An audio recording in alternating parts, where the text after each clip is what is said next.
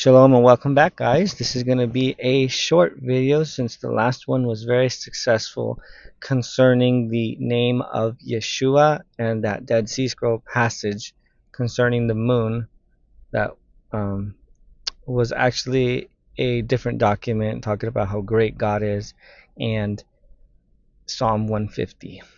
But given that many in the Hebrew roots and those who love the Messiah and keep the Torah, or they don't, they simply just do not learn Hebrew.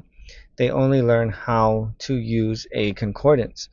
And as important as that is, because there are people that are lazier than that refuse to use concordances or even know how to use one and teach others, I think it's better to just learn the language.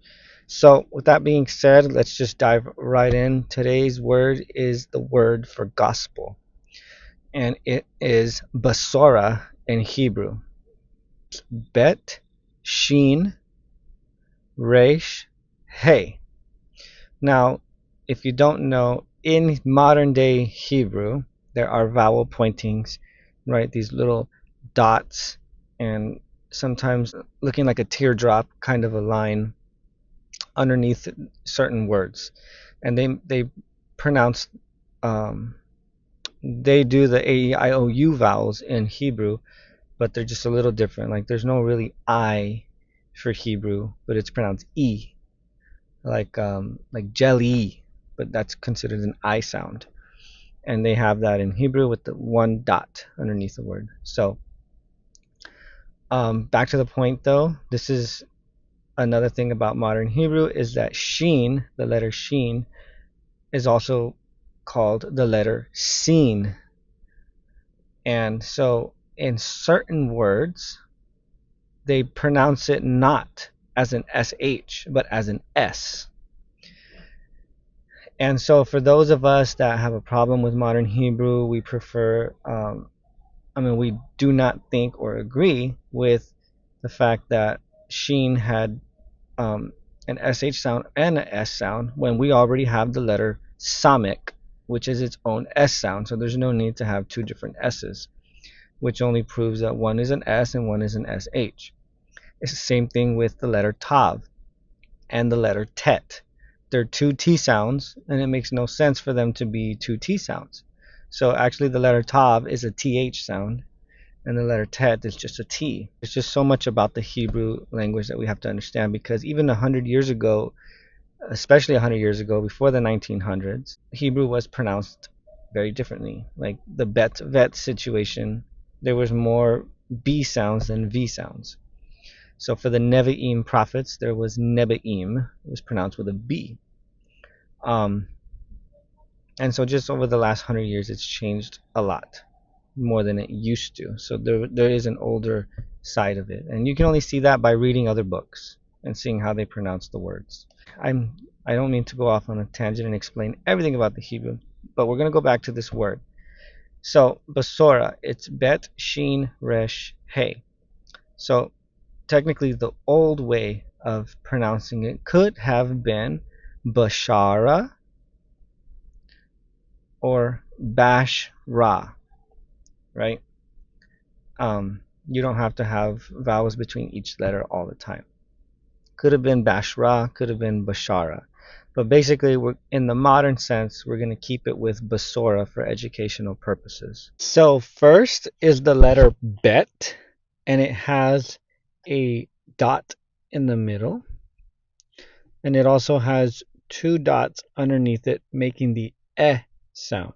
When the bet doesn't have a dot in the middle of it, then it's vet in modern Hebrew. Then we have the letter shin, but since it has a dot on the top left, there's actually two, but it has the first dot on the top left, making the letter shin the letter sin, which gives it an S sound. And then the second dot on the top left is an O, making it basora.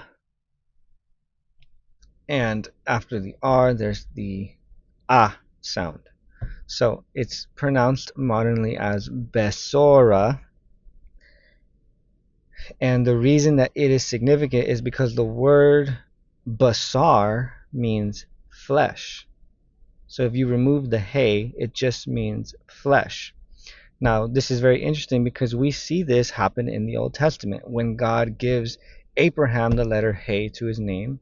We've heard of a lot of teachings where God is using the hey that brings life from his name and giving it to Abraham and Sarah, empowering them by giving them life into their names.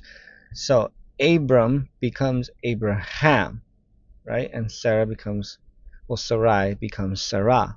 It's the same thing here with the word basar now becoming basora. When God adds a piece of his name to the word flesh, we get the word gospel. To put it very plainly, the flesh plus hey equals gospel. Hence, the gospel has to do with Yeshua being God in the flesh. Because the letter hey represents God's name, the word basar is flesh. So when God plus the flesh gives you the gospel, then the gospel is now Yeshua being God in the flesh.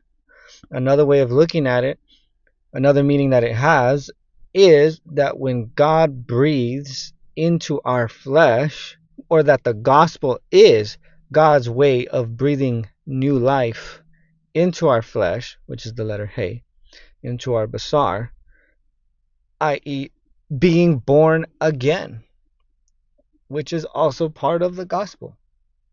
So that's just what I wanted to share with you guys for now. I'm also going to go over a few Hebrew New Testament passages concerning Paul and several other things, because these are very important to know. It's really important for us to know Hebrew. With that being said, guys, thank you so much for watching. Until next time, shalom.